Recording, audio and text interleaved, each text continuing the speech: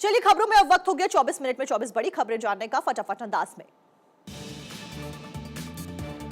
कर्नाटक विधानसभा चुनाव में बीजेपी अभी से जुट गई है। आज कर्नाटक के दौरे पर प्रधानमंत्री मोदी जाएंगे और करोड़ों की सौगात देंगे। 16,000 करोड़ रुपए की परियोजनाओं का लोकार्पण और शिलान्यास प्रधानमंत्री मोदी द्वारा किया जाएगा। विशाल जनसभा को भी संबोधित करेंगे पीएम मोदी। बेंगलुरु मैसूर एक्सप्रेसवे को भी राष्ट्र को समर्पित करेंगे। 118 किलोमीटर लंबी परियोजना को लगभग 8,480 करोड़ रुपए की लागत से बनाया गया है। अब बेंगलुरु में मैसूर जाने में महज 75 मिनट का समय लगेगा। प्रधानमंत्री मैसूर कुशाल नगर 4 लेन राजमार्ग की आधारशिला भी रखेंगे। आपको बता दें कि 92 किलोमीटर में फैले इस परियोजना को लगभग 4,130 रुपए की लागत से बनाया जाएगा। परियोजना बेंगलुरु के साथ कुशल नगर की कनेक्टिविटी को बढ़ावा देने में महत्वपूर्ण भूमिका निभाने वाली है। अब ये दूरी महज 2.5 घंटे में तय की जा सकेगी।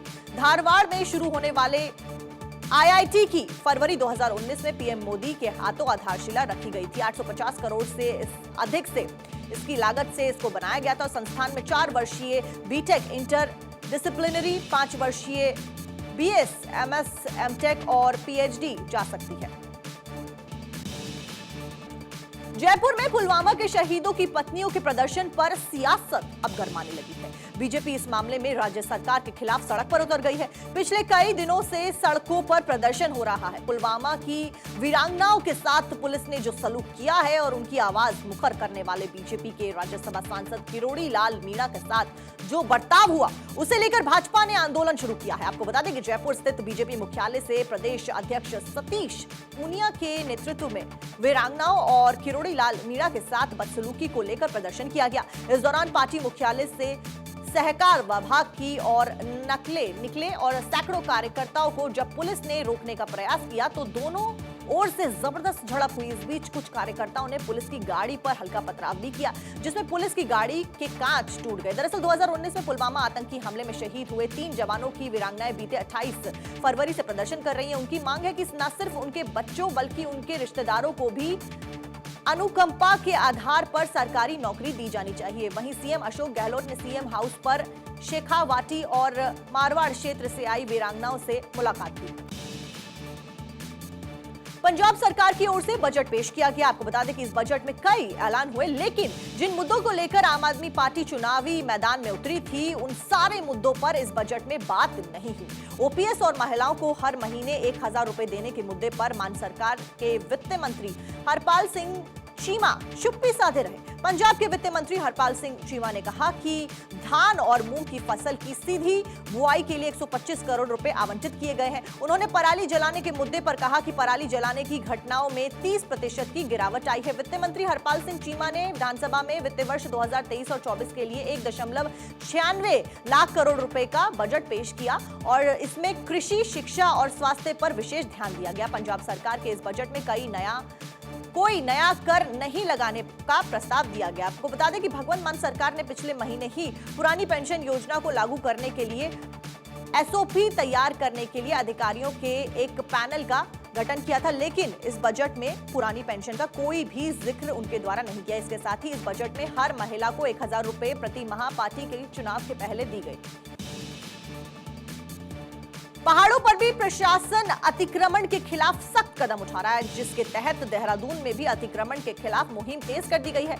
प्रशासन की तरफ से शक्ति नहर किनारे डाक पत्थर से कुल्हाल तक बसे करीब 600 परिवारों को जमीन खाली करने की चेतावनी दे दी गई है, जिससे इलाकों के लोगों में फिलहाल हड़कंप मच गया है, क्योंकि प्रशासन के अल्टीमेटम की आखिरी तारीख 11 मार्च थी, जो कि खत्म हो चुकी है और आज से यहां ध्वस्तीकरण की कार्रवाई की शुरुआत की जाएगी। लोगों के घरों पर लाल रंग के क्रॉस निशान लगाए जा चुके हैं। इनकी कुल संख्या 600 बताई जा रही है। फिलहाल लोगों को समझ नहीं आ रहा है कि वो क्या करें। अगर अतिक्रमण हटाने का अभियान चला तो ये देश के बड़े अतिक्रमण हटाओ अभियान में से एक कहा जाएगा। देखिए, मामला चूंकि वर्ग विशेष से जुड़ा है, लिहाजा प्रशासन भी जल्दबाजी नहीं दिखा रहा है। तो अब देखने वाली बात ये होगी क्या कुछ किया जाएगा। इन 600 घरों के अतिक्रमण को अगर हटाया गया तो ये सबसे बड़ा अतिक्रमण हटाने वाला अब तक का अभियान होगा सरकार का। संकट में लोग और लेकिन अगर जाएं तो जाएं कहां। इस बीच अतिक्रमण के खिलाफ सख्त सरकार यहां पर साफ तौर पर नजर आ रही है। पहाड़ों पर बुलडोजर और हटेगा अब अतिक्रमण। मणिपुर से आई ये तस्वीरें हैरान परेशान करने वाली हैं। देखिए कि कंग कोपकी में बीते शुक्रवार को रैली के दौरान हिंसा हो गई, जिसमें कम से कम 5 प्रदर्शनकारी और सुरक्षा बल के कुछ जवान घायल हो गए। दरअसल मणिपुर के कुछ हिस्सों में 10 मार्च को कुकी छात्र संगठन GHQ द्वारा आदिवासी नागरिक संगठनों और मंचों के साथ एक संयुक्त सामूहिक रैली आयोजित की, लेकिन जल्द ही ये शांति रैली हिंसा में तब्दील हो गई, क्योंकि पुलिस और प्रदर्शन कर रहे लोगों के बीच झड़प हो गई। तस्वीर आपके सामने। ये हिंसा कंग पोकी शहर में थॉमस ग्राउंड में हुई है। पुलिसकर्मियों ने प्रदर्शनकारियों को तितर बितर करने की कोशिश की, लेकिन जवाबी कार्रवाई में प्रदर्शनकारियों ने सुरक्षा बलों पर ही पथराव कर दिया और देखते ही देखते ये प्रदर्शन एक हिंसक झड़प में तब्दील हो गया। जानकारी के मुताबिक पुलिस ने रैली को तितर बितर करने के लिए आंसू गैस के गोले दागे, जिसमें 2 लोग घायल हो गए। मणिपुर के मुख्यमंत्री एन बीरेन सिंह के नेतृत्व वाली मणिपुर कैबिनेट ने बीते शुक्रवार को दी विद्रोही समूह कुकी नेशनल आर्मी और जेमी रेवोल्यूशनरी आर्मी के साथ त्रिपक्षीय वार्तों से हटने का फैसला किया। पूर्वोत्तर के 3 राज्यों त्रिपुरा, मेघालय और नागालैंड में हाल ही के चुनाव संपन्न हुए और नतीजे भी सामने आ गए हैं। इन नतीजों के बाद त्रिपुरा में हिंसा की घटनाएं सामने आने लगी हैं। आपको बता दें कि विपक्षी दलों का आरोप है कि जब इस हिंसा की जांच के लिए विपक्षी दलों की फैक्ट फाइंडिंग कमेटी अगरतला पहुंची तो उन पर हमला हो गया। उधर त्रिपुरा पुलिस का कहना है कि टीम पर अज्ञात बदमाशों ने हमला किया। असम के कांग्रेस सांसद अब्दुल खालिफ फेकिक की टीम का हिस्सा थे। आपको बता दें कि उन्होंने आरोप लगाया है कि पथराव करने वाले हमलावरों ने दावा किया कि भारतीय जनता पार्टी के कार्यकर्ता हैं ये सारे हमलावर, और हमलावरों ने 3 से 4 वाहनों में तोड़फोड़ की। हिंसा के बाद हंगामा तेज हो गया। मामले पर सहायक महानिरीक्षक ने बताया कि नेहल चंद्रनगर में हुए इस हमले में 8 सदस्यीय टीम में कोई भी घायल फिलहाल नहीं हुआ है। हालांकि इस मामले में और इस हमले में कुछ वाहन क्षतिग्रस्त जरूर हुए हैं, लेकिन गनीमत ये रही कि मौके पर पहुंची पुलिस ने हालात पर काबू पा लिया और शांत करा दिया माहौल को। और बदमाशों की तलाश के लिए फिलहाल छापेमारी लगातार जारी है। तो तोड़फोड़, आगजनी की एक घटना नॉर्थ ईस्ट की हिंसा की जांच फिलहाल लगातार जारी है और इसके ऊपर सियासत भी देखने को मिल रही है।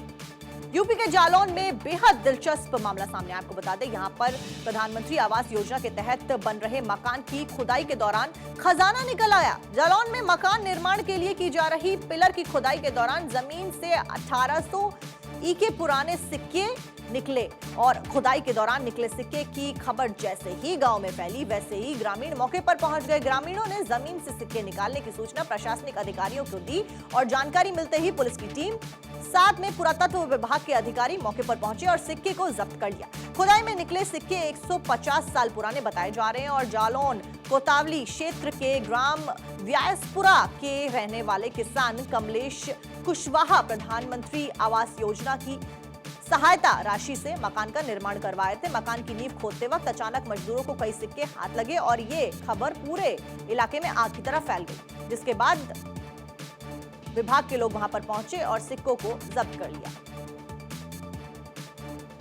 तो खुदाई के दौरान ये खजाना मिला, जिसके बाद सरकार ने इसे जब्त कर लिया।